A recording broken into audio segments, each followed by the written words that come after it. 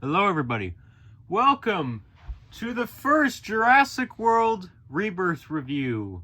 Finally, a review of a Jurassic Park toy that is not a vintage review. Because we're done with those for a while. Those aren't...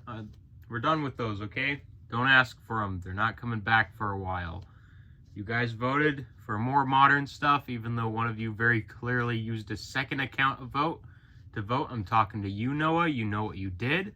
But we're not going to get into that. Today, I am here to review the Jurassic World Rebirth Quetzalcoatlus, and this thing is beautiful. I would not usually say that about a pterosaur because I'm not a pterosaur fan, but as soon as I got this thing out of the box, I instantly fell in love. Also, his feet aren't positioned correctly. Hold on, let me position his feet in more of a walking pose. There we go. That should be good. But yeah, as you can see, this is the Jurassic World Rebirth.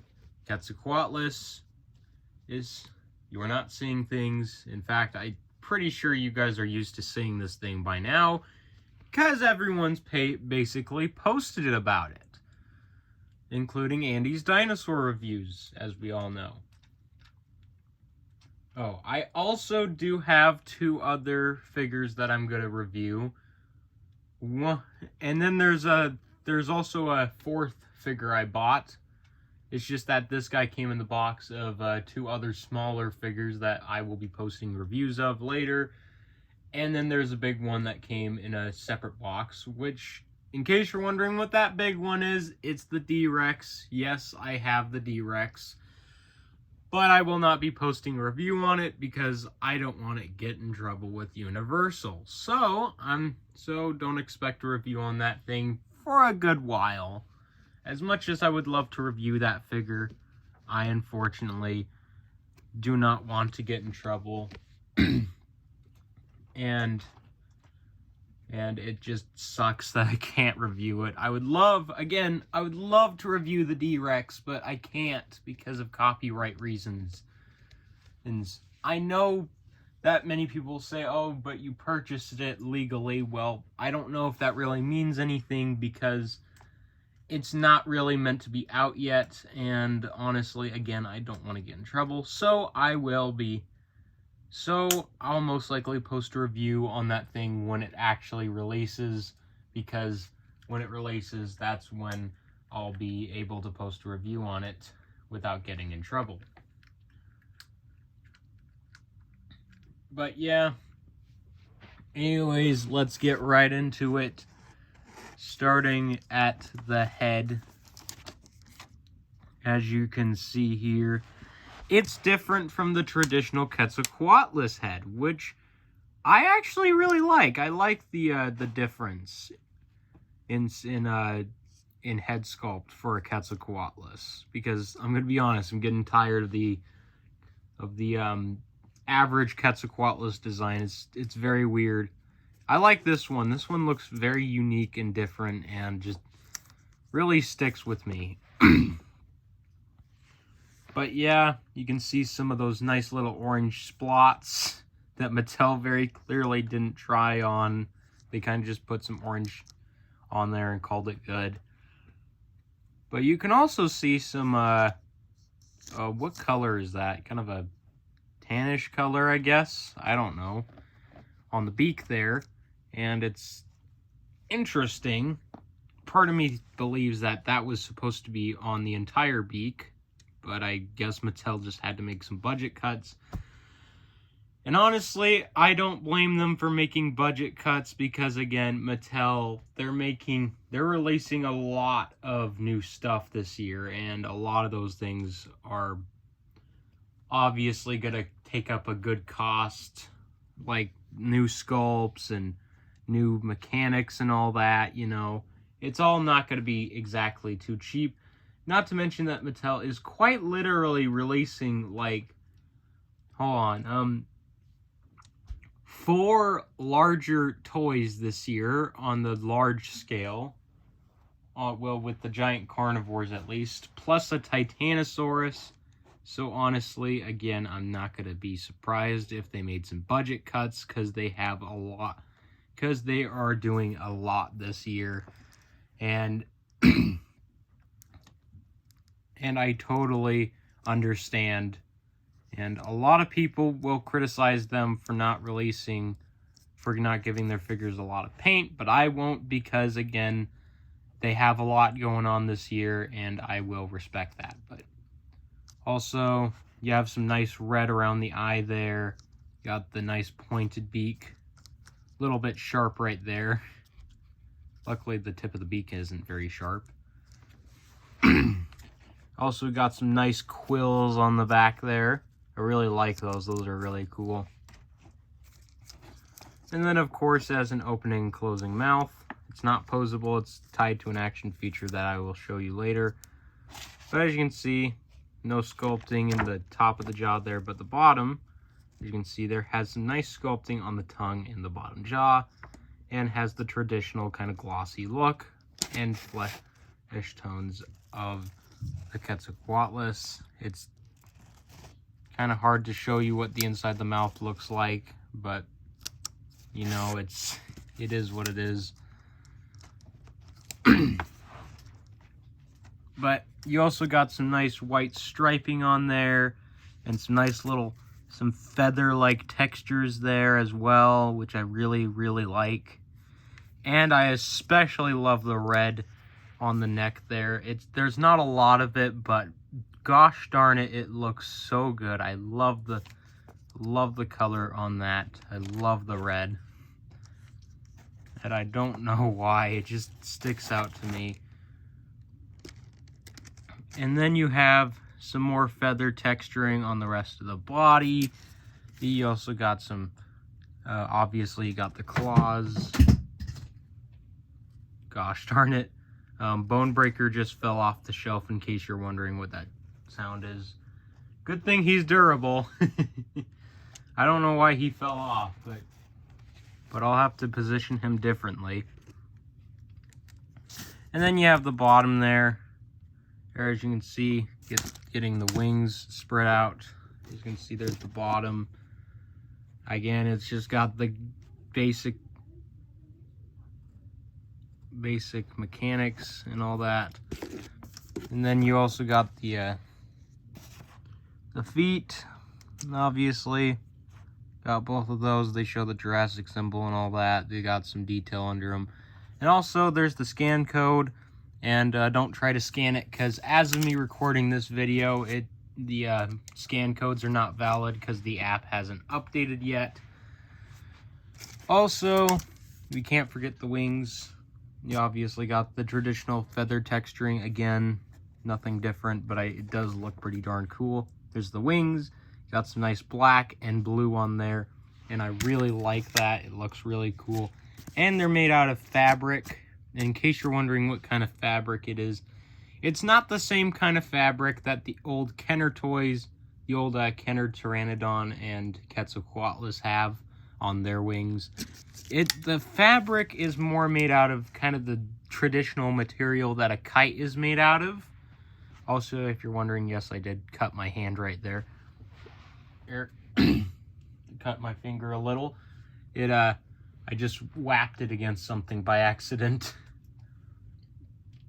Trust me, it was not fun, but yeah. But yeah, not much really else to say about the Quetzalcoatlus' overall sculpt and paint, because, you know, you could just show it all in one good go. And then, of course, there's the gimmick. Hold on, what you do is that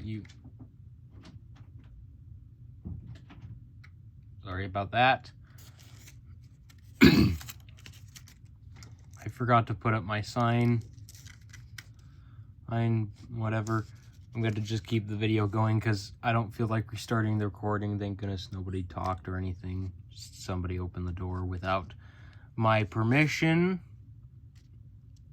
But anyways, here's what you do is there's the button on the back here, and it spreads the wings out, as you can see. And you can just, you know, put them in a flying pose, all that. Looks really cool. This is, you know, the traditional pose you're going to see him in the box. But the coolest part is that he actually comes with a walking pose, which is very, very new to any pterosaur in general. I don't think I've ever seen a pterosaur toy that can both fly and be in a walking pose. So that is a very new little thing that Mattel has gone ahead and done, and I really like that. It goes to show that they are improving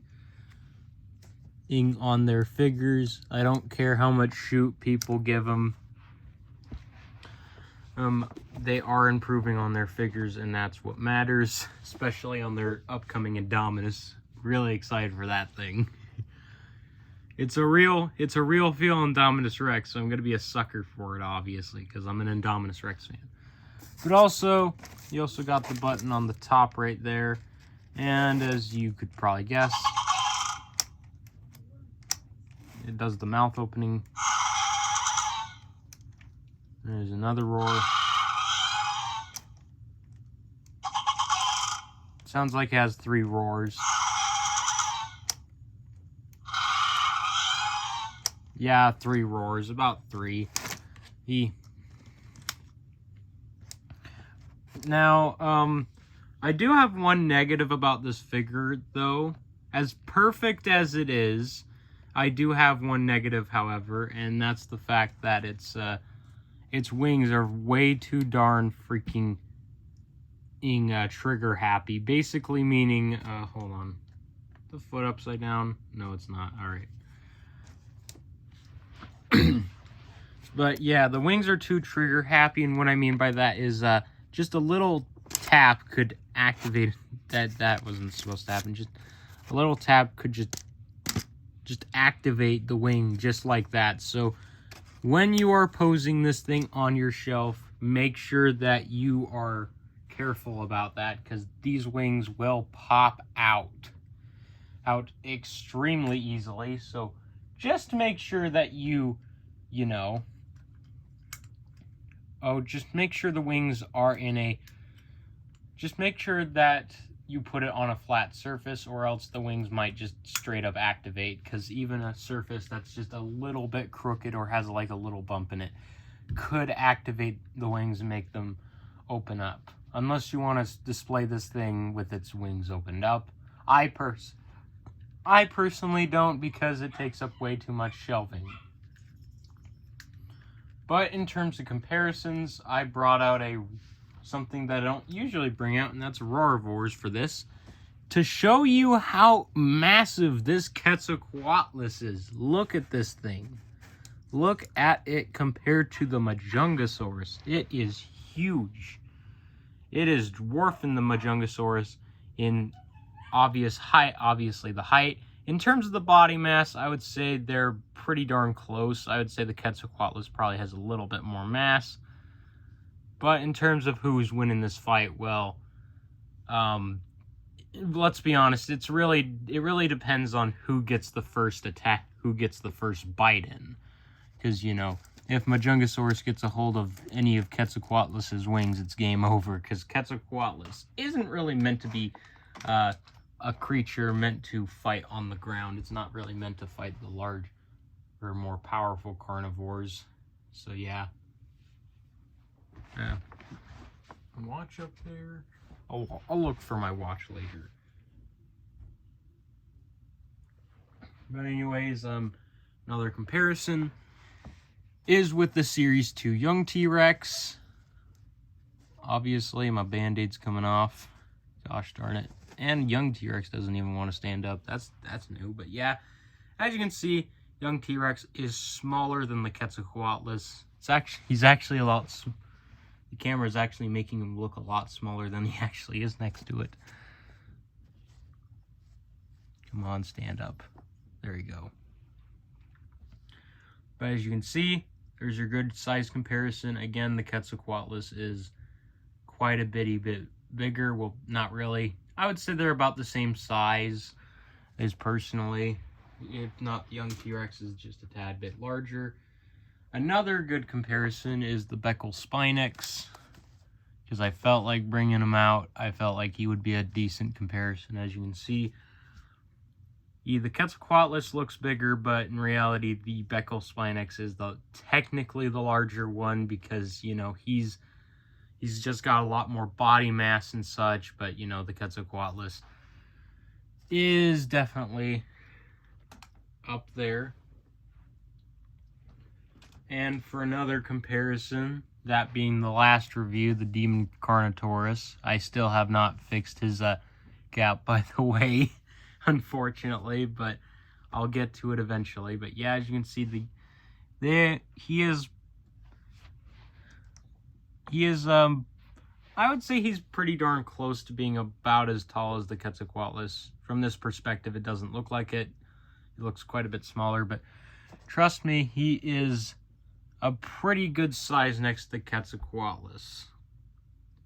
I would say that's a little bit more accurate. The camera's kind of making the Quetzalcoatlus look a bit bigger than it actually is compared to the Demon, but yeah, Demon is technically bigger. He's got more body mass to him than the Quetzalcoatlus, so he is technically bigger. Most of these are going to be technically bigger. Gosh darn it, there just goes all that. But for another comparison, unfortunately, I am here to tell you all that I do not have the Firebeak Quetzalcoatlus. I know I do not have that thing for comparison because that thing is really expensive, and I'm trying to get a traditional variant of that figure because I want the gray winged variant because there's a lot of brown winged variants of it, and I don't like the brown wings. But however, I do have the Pteranodon, which I acquired like I think a month ago or something like that. It was about after it was after I acquired the Bone Breaker, I believe.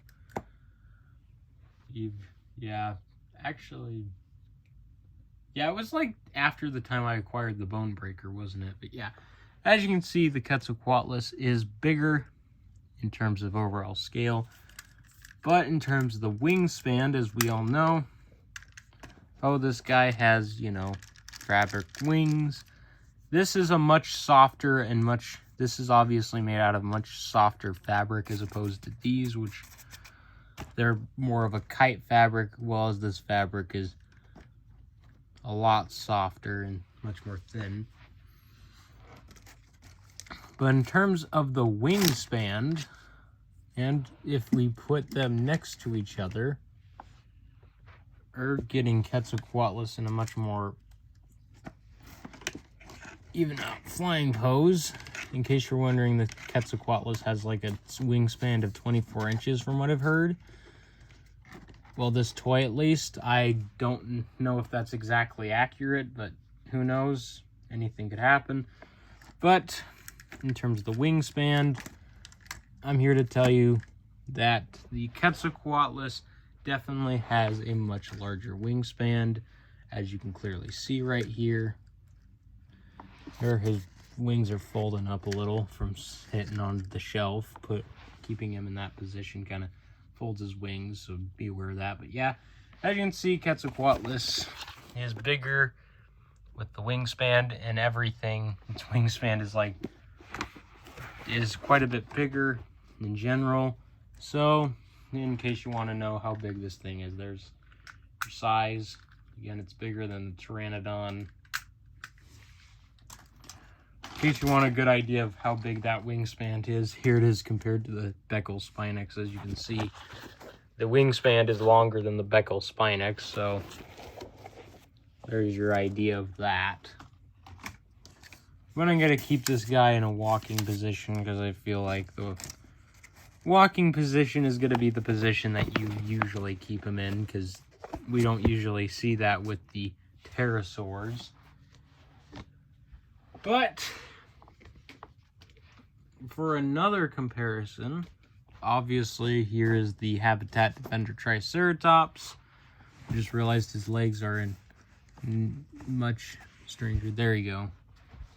But yeah, there's the Habitat Defender Triceratops. As you can see, it is definitely bigger than the Quetzalcoatlus, but they scale pretty well with each other, I would say. I would say they're pretty, the size is about there, you know, it's pretty good. And also, hold on. Another comparison that I didn't plan. Here it is next to the Therizinosaurus, because I felt like this would be actually a pretty cool comparison, and it is. But as you can see, Quetzalcoatlus is definitely a bit taller. Or putting his head a little down, there you go, onto the Therizinosaurus's head. But yeah, as you can see, the Quetzalcoatlus is definitely taller than the Therizinosaurus. In terms of body mass, the Therizinosaurus is bigger, but Quetzalcoatlus is definitely taller than the Thera. But bringing out a T-Rex, the Stomp and Escape version, because I don't have anything like Lab Lockdown, because Lab Lockdown is not in stock anymore, and I don't know if it will be back in stock. I don't even know if it's ever been on stock. But as you can see, the Quetzalcoatlus is taller. The T-Rex is definitely bigger, but the Quetzalcoatlus is taller, and that is accurate. And I would say they scale pretty well with each other. Again, I think they're pretty compatible with each other, except the T-Rex looks a little bit cartoony because the Quetzalcoatlus has much smaller, more realistic eyes, and that's one thing I forgot to point out. The Quetzalcoatlus looks less cartoony compared to the traditional Mattel toy, because it's got smaller, more realistic looking eyes. Well, if only I could say that about the T-Rex, but that thing has big, goofy eyes as well. But I would love to show that, but again, copyright. That's why I deleted my post about the other D-Rex months ago when they posted the miniature version, because I was afraid of getting copyrighted. But yeah, here it is compared to the Spino. As you can see, the Spino, counting its cell, obviously its cell is going to be a bit higher, but in general, the Quetzalcoatlus is technically taller than it. And again, they scale pretty darn well with each other. I would say they scale better with each other than the T-Rex scales with it. And don't think I forgot about this guy. Obviously, he's going to be shorter and smaller than the Quetzalcoatlus. But, you know, he's there. He's still kind of cool. And again, this wouldn't be a proper comparison if we didn't bring out the Red Rex. I'm going to swap this guy over here because, you know, that's where the Red Rex's arm is, because he's missing an arm. Or whatever you want to call it. As you can see, the Quetzalcoatlus is surprisingly,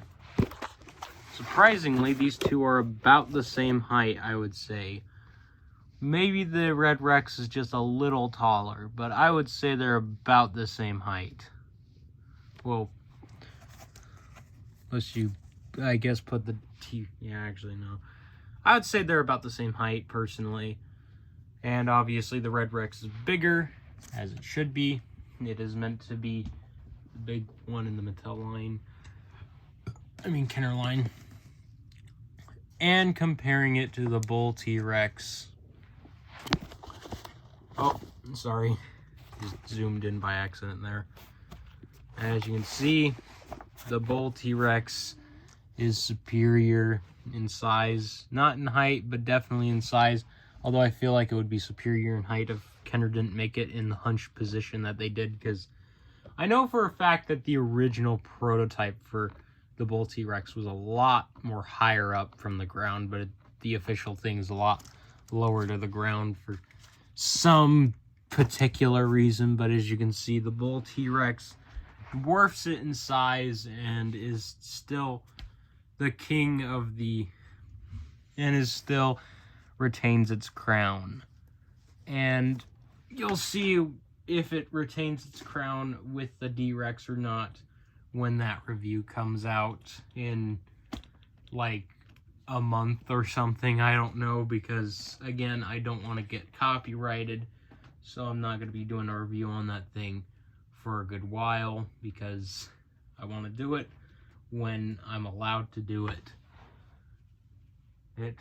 But yeah, overall thoughts, I highly recommend it. Highly recommend the Quetzalcoatlus. This is a really cool toy, and honestly, I could definitely see any like little kid enjoying this. Any little kid that likes pterosaurs is really gonna like this one. And like obviously they're gonna look at it and probably say that's not Quetzalcoatlus because it doesn't have the crest on its head. And it has it at the tip of the beak. But honestly, I kind of prefer that over the traditional Quetzalcoatlus, personally. I would say this is probably one of my favorite designs for Quetzalcoatlus in general, because it's different. But in general, I highly recommend that anybody, any collector who's a fan of pterosaurs should pick this up, because it's a really, really cool figure, and if you ever get the chance, you should definitely get it. Just try not to buy it off eBay, because as of me recording this, there are definitely scalpers on eBay trying to make a fortune off of these things. So just try to avoid purchasing them off eBay. And I'm sure this thing will most likely be back in stock at Walmart, on Walmart's website. Right? And by the looks of it, judging by how there was a Walmart in California that had some Rebirth stuff in stock. We might be getting some Rebirth stuff in stock pretty darn soon, so just keep your eyes out for it and definitely pick it up if you can, because it is a really, really, really cool figure, and I highly recommend it. And again, this is coming from somebody who generally dislikes the Quetzalcoatlus. But honestly, that might have changed but this figure has significantly changed my opinion on the Quetzalcoatlus in general. Well, kind of. I mostly just really love this Quetzalcoatlus, honestly. There's just nothing to hate about it, really, in my opinion, because I really like it. And anyways, if you guys enjoyed this video and review, make sure to hit the like button. And also, hit the subscribe button. Come on, hit it. You know you want to. Come on. Anyways, until next time, I will see you all in the next video. Bye-bye.